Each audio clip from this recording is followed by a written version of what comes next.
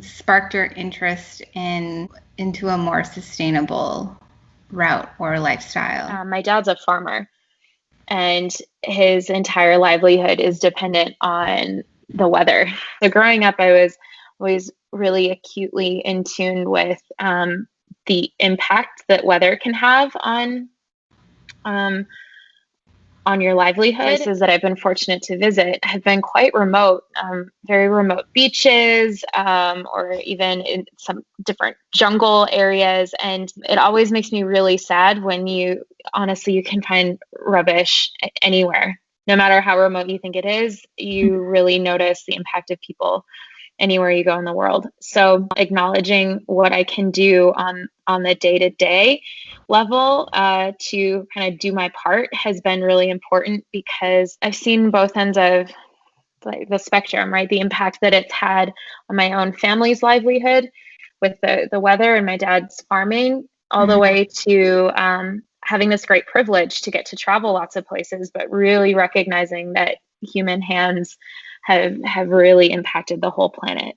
Yeah. Like, what are some challenges do you think we face today in sustainability?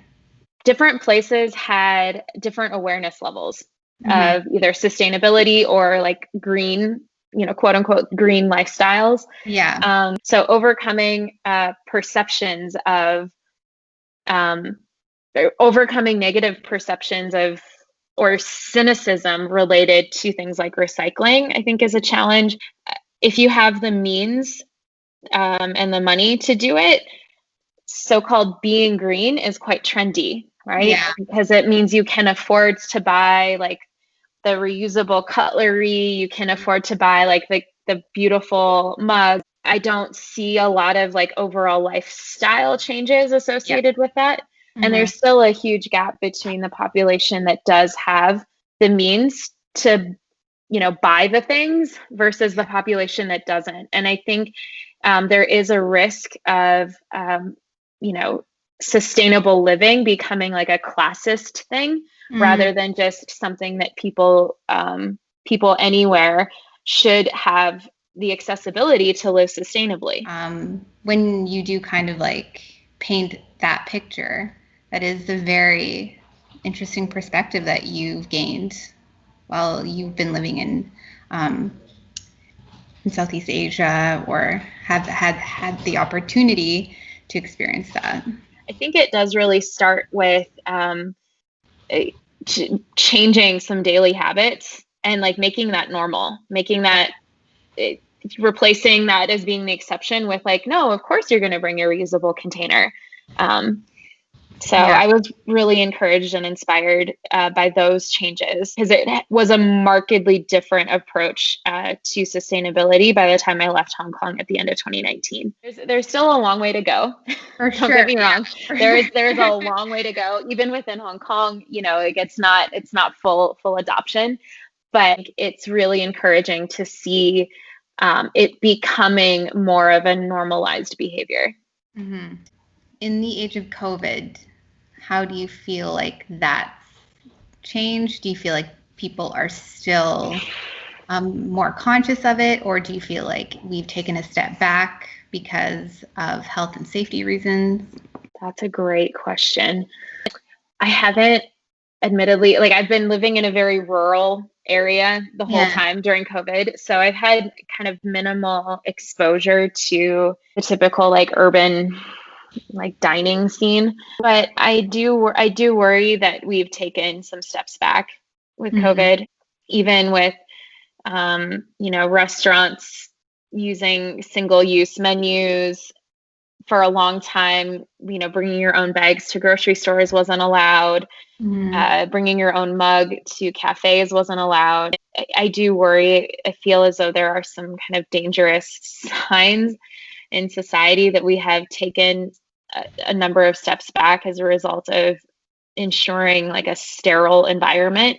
As soon as there's less fear and actually, like in vaccine or something that gives the society confidence that we're healthy and well again, I feel like we'll be able to bounce back. Why do you feel like the idea of sustainability is being ignored? Yeah, I think some of it has to do with culture. Mm-hmm. So I see the barriers being different in like a Western context versus like Eastern context. Folks for whom sustainability is not top of mind, it could be that for whatever reason, it hasn't become personal for them yet. Mm-hmm. I would argue at this point, I live in the western half of the US, and I'm about 1,000 miles away from any big wildfire, but the air quality is really poor where I'm at right now. If people took a moment for introspection in terms of how their daily behaviors could be connected into the broader impact of human impact on the planet, climate change, I think it would become a lot more real for them.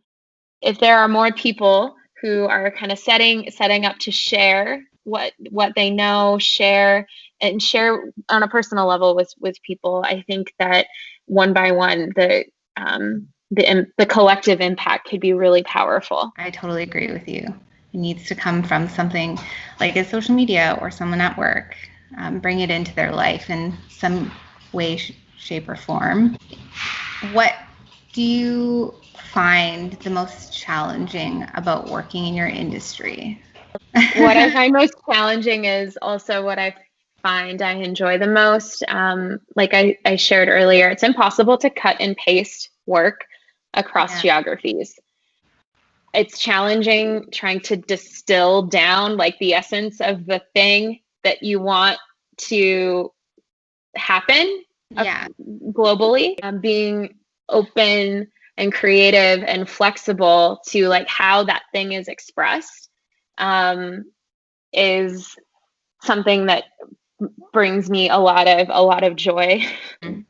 The diversity is really incredible, but I feel very privileged that I have the opportunity to ask the questions and learn. And being in your industry, what is something that you feel like you want to keep working on professionally?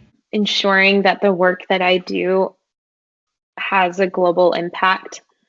So what I don't want to lose sight of in my career is how decisions have consequences around the world. And I think I've been really lucky so far in my career to be able to really see that in a tangible way through consumer behavior and through just the variety of projects that I've worked on. And I think when you realize that the work that you do, no matter where you're at or how senior or not you are in a company, if you have the ability to kind of tie it into a bigger global picture, whether it's at your community level or you're doing work, national work or international work, I think making sure that you have the ability to connect the dots to the impact that you're actually having is really important. And, that impact could be positive or not. I think it is valuable in being able to kind of critically look at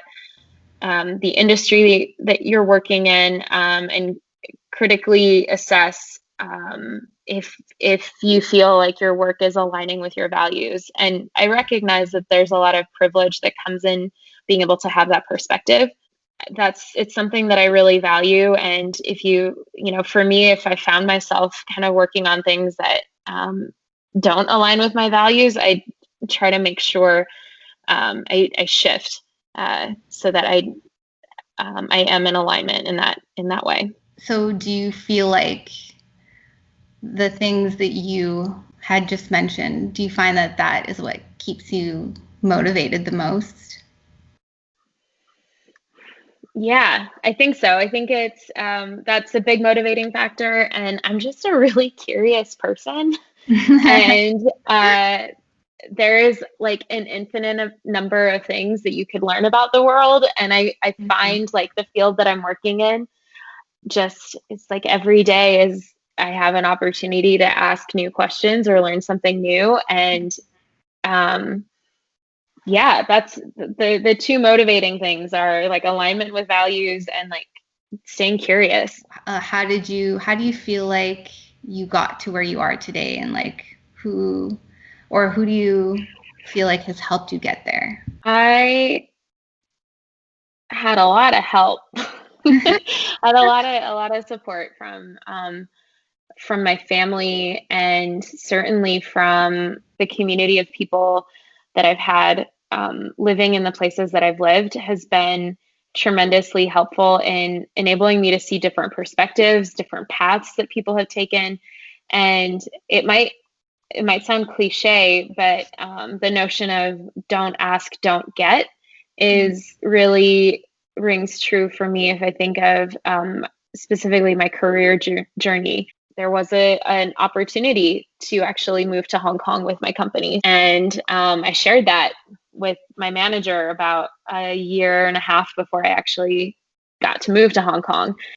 Within a few months of having that conversation and showing up to that conversation authentically, that there was an opportunity to share what you're seeking, and the universe has a way of offering that to you, even if it's not in a way you imagined it would be. If you were to meet the younger version of yourself today, what advice would you give them? The younger version of me was really relentless. I think that was, in hindsight, I'm glad I was that way.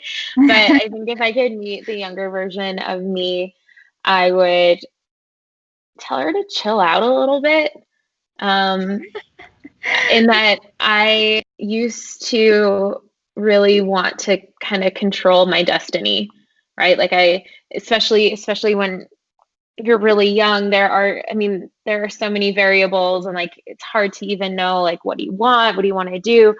And I think I held on to trying to control like all of the things I could possibly control, and in doing that, maybe I like worried too much when I was really young. So I would tell the younger version of myself to like chill out and keep up working hard, but know and kind of trust in the path that you're on. One more quick question for you is what is the key to true innovation to you? This is a theme of this conversation, I think, but I think the unlock for true innovation is both curiosity and like absence of assumptions. And I think I've learned that working in so many different countries. When you start to assume the way a consumer is going to behave or respond to a certain idea, you're inherently kind of locking that idea into like a constrained space. All right. Well, thank you so much for hopping on a call with us. I really appreciate it. No problem. I enjoyed it. Thank you for having me. All right. Have a good afternoon. You too. Okay. Bye. Bye.